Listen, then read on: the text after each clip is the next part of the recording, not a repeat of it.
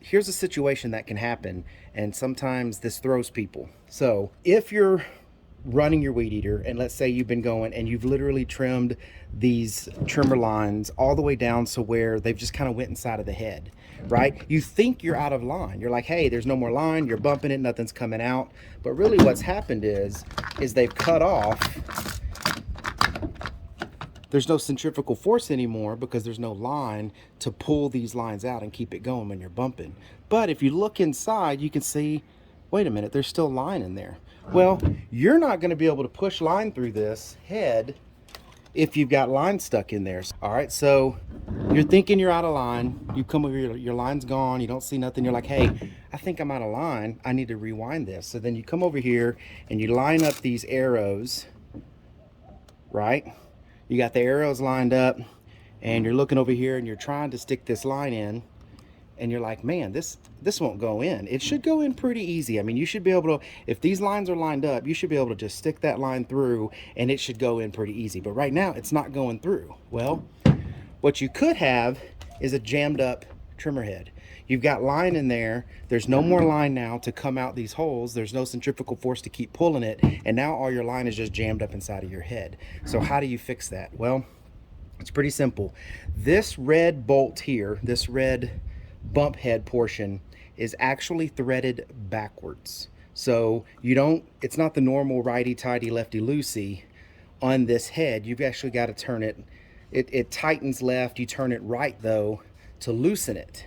And that's because of the way this head spins. They don't want it spinning where it's always loosening. Technically, when it's spinning, it's always tightening.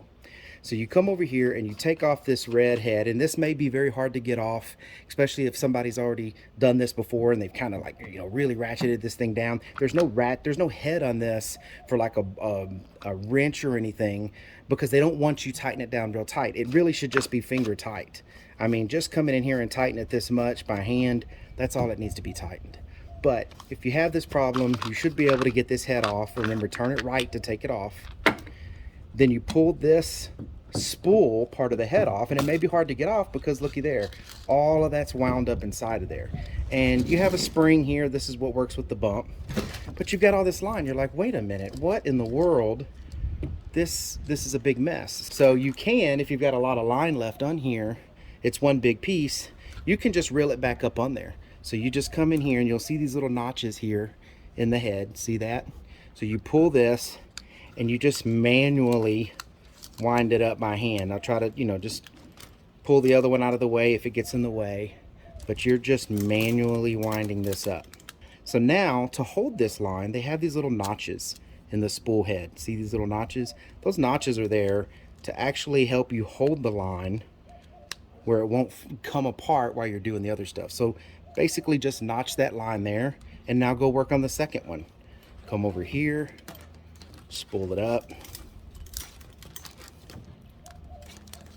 Believe me, this actually happens somewhat frequently, but you know, if you're, you know, you may never have this happen, but you probably need to know this. Ah, it's actually smaller. That's probably why.